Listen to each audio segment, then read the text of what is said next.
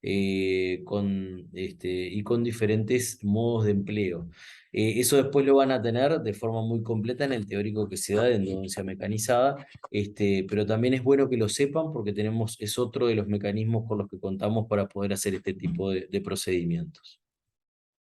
Entonces, seguimos con la secuencia clínica y vemos que, como en este caso optamos por hacer el desgaste compensatorio con fresa Gates, ¿y cómo va a ser ese desgaste compensatorio? ¿O cómo van a trabajar esas fresas Gates dentro del conducto o fresas largo, que en realidad la función o el objetivo que se busca va a ser el mismo?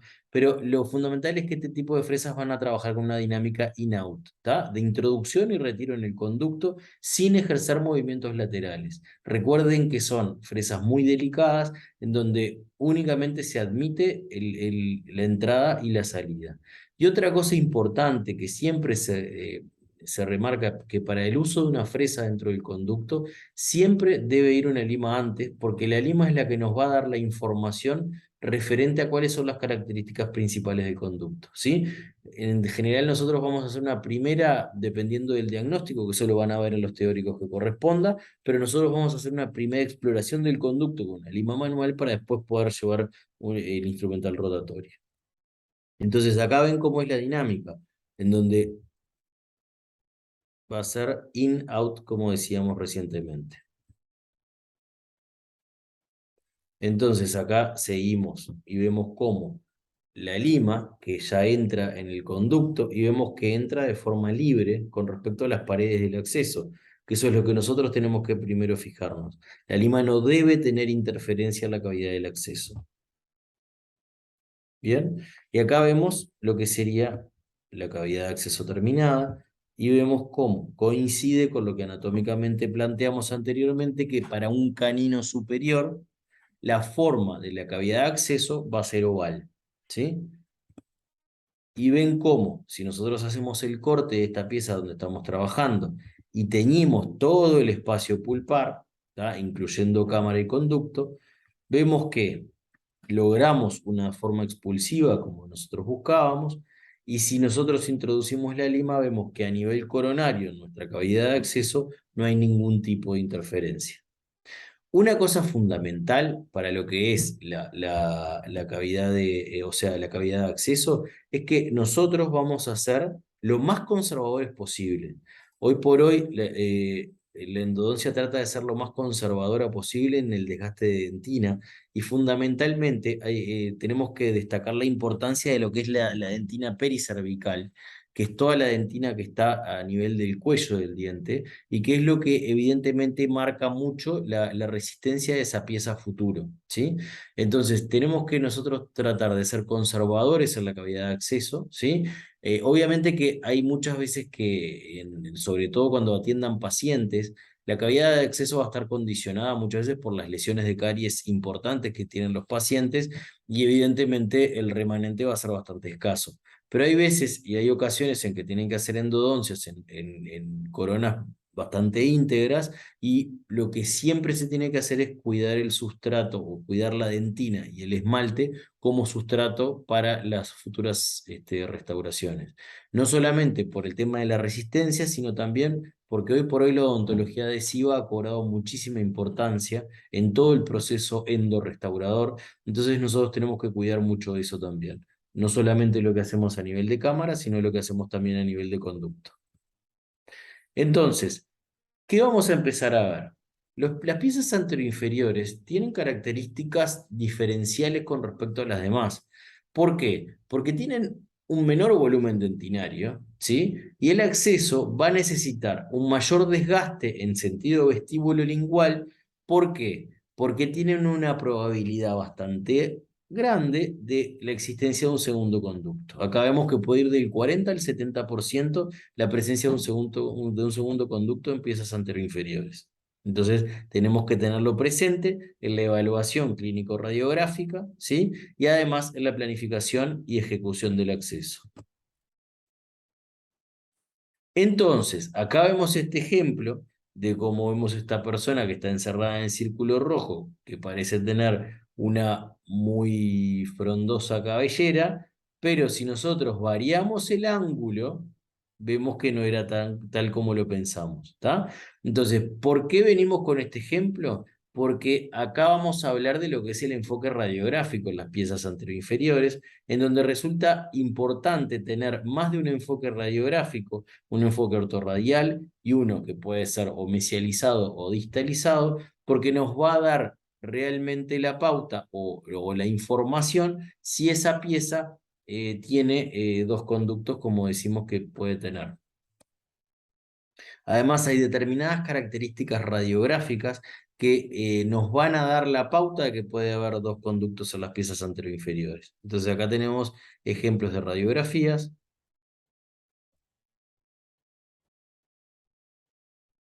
y vemos cómo en la planificación del acceso es importante que en la cavidad que nosotros hacemos, en general, el primer conducto que vamos a abordar es el vestibular. Entonces, nos obliga o no, tenemos la necesidad de extender esa cavidad de acceso hacia el lingual para poder acceder a los dos conductos que nos marca la anatomía.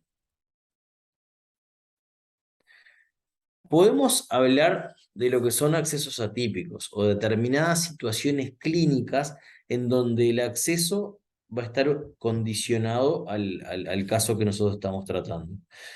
Y la que van a ver ustedes todo el tiempo va a ser la presencia de lesión cariosa. Evidentemente, la indicación de endodoncia en la mayoría de los pacientes que va a haber, en general, es porque tienen una lesión cariosa extensa que hacen que haya una afectación del órgano dentino-pulpar desde una pulpitis a un caso de necrosis, ¿sí? Entonces, ese tipo de cosas van a condicionar la planificación de nuestra cavidad de acceso.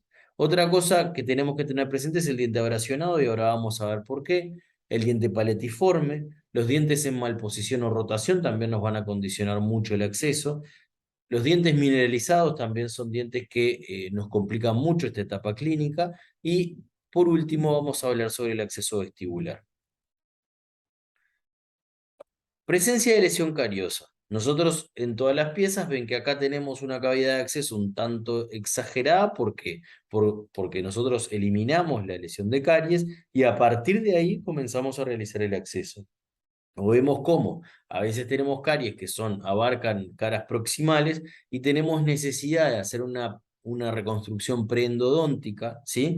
Con, por ejemplo, una pared que puede ser con una resina flow, puede ser con un ionómero de vidrio, que son restauraciones que a veces son de forma provisoria o, como les dije, puede ser una restauración preendodóntica que va a formar parte de la restauración definitiva de esa pieza. Entonces vemos cómo, en este caso, nosotros logramos una cavidad de acceso adecuada que nos permite llegar de la forma más directa posible al tercio apical. ¿Qué pasa con las piezas que presentan abrasión? Evidentemente, este tipo de casos clínicos los van a ver de forma muy seguida. Y hoy por hoy, con pacientes con facetas de abrasión dadas por bruxismo, por ejemplo, es un poco independiente de la edad que tenga el paciente.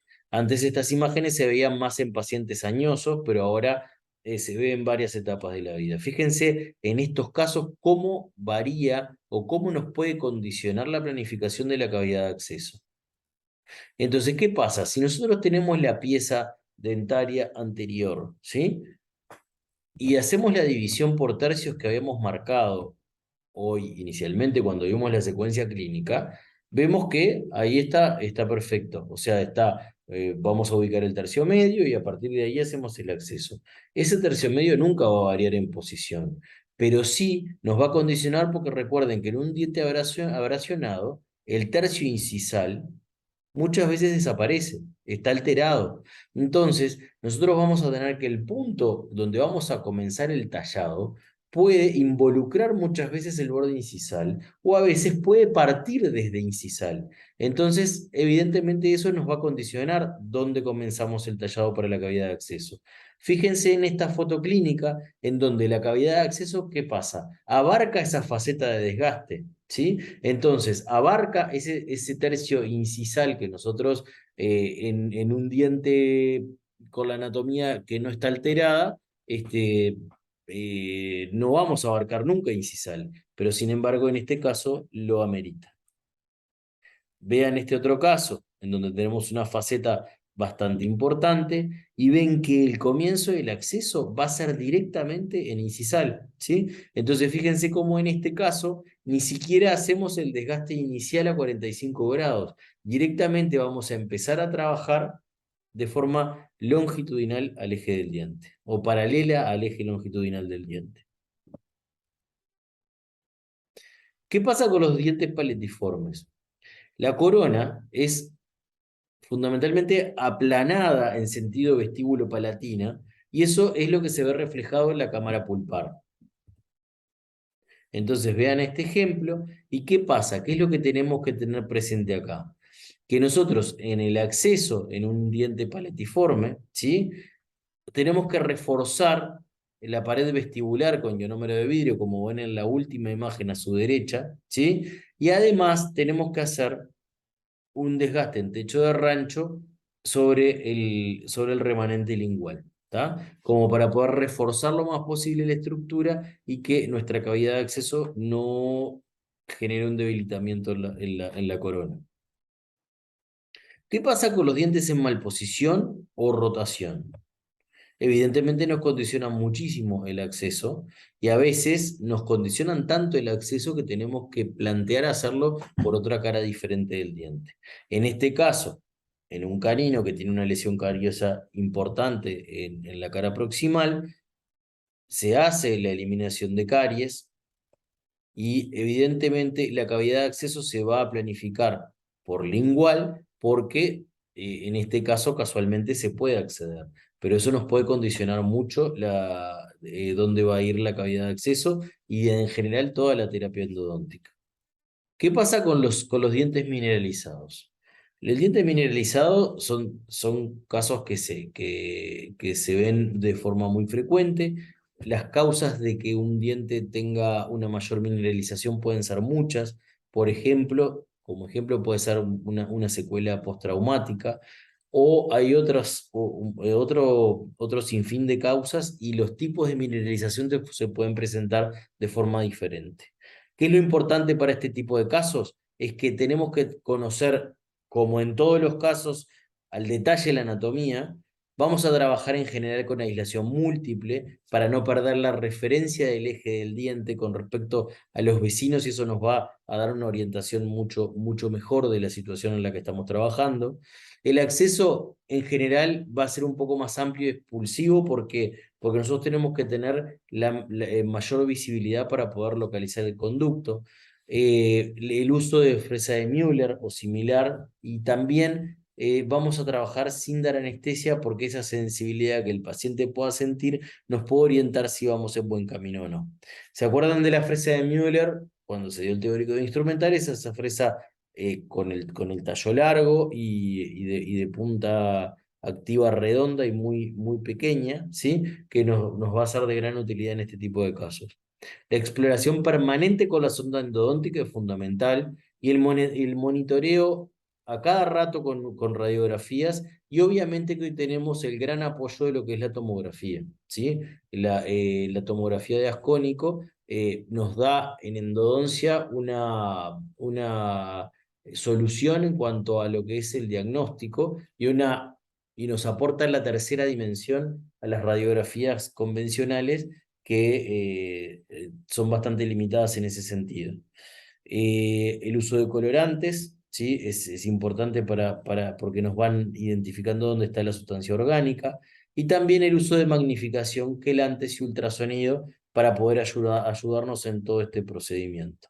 Además, nombramos la tomografía, pero para este tipo de casos también se puede hacer la planificación digital, como nombrábamos hoy más adelante, incluida dentro de lo que es el flujo digital en odontología, en donde a partir del escaneo de la pieza dentaria, sumado el archivo STL que se genera del escaneo, más el archivo DICOM superpuesto de la tomografía, nos puede generar o nos puede permitir generar una guía de trabajo por la que va a pasar una fresa y que nos va a ayudar a poder localizar el conducto de mejor forma.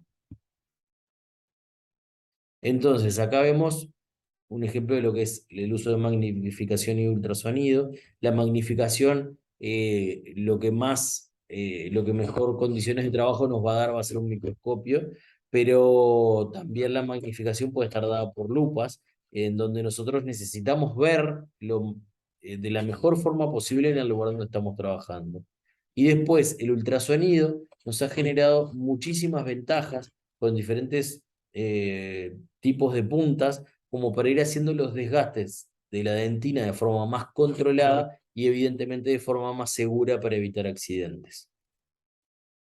Entonces ven acá cómo es importante ir haciendo todo el seguimiento porque en casos de una mineralización como este caso, fíjense el grado de mineralización que tiene, que prácticamente la luz del conducto es muy poco visible si ustedes lo comparan con las piezas vecinas.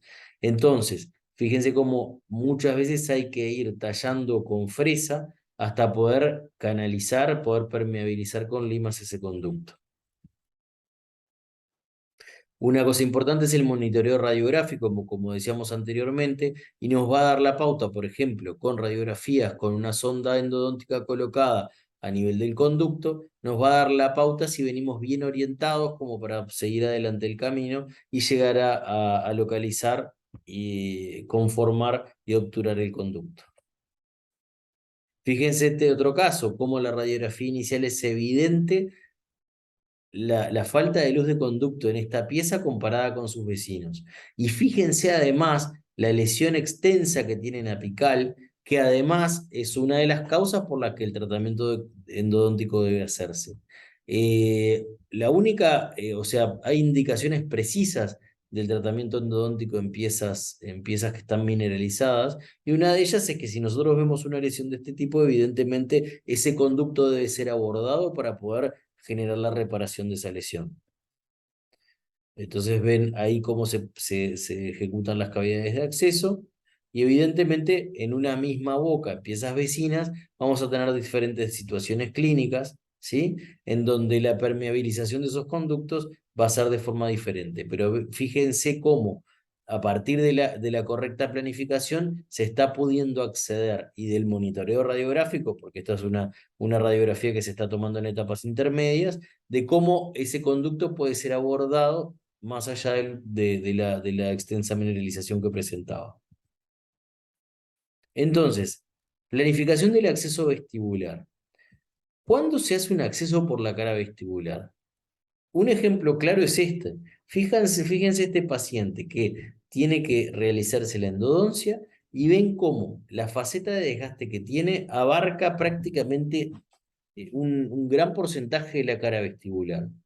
Amerita que yo en este caso clínico, con el desgaste que tengo en vestibular, yo vaya a hacer una cavidad de acceso por lingual, sabiendo la importancia de conservar la estructura dentinaria para el pronóstico de esa pieza y para la inclusión de esa pieza en un proceso endorrestaurador que sea lo más integrado posible con la parte de la rehabilitación.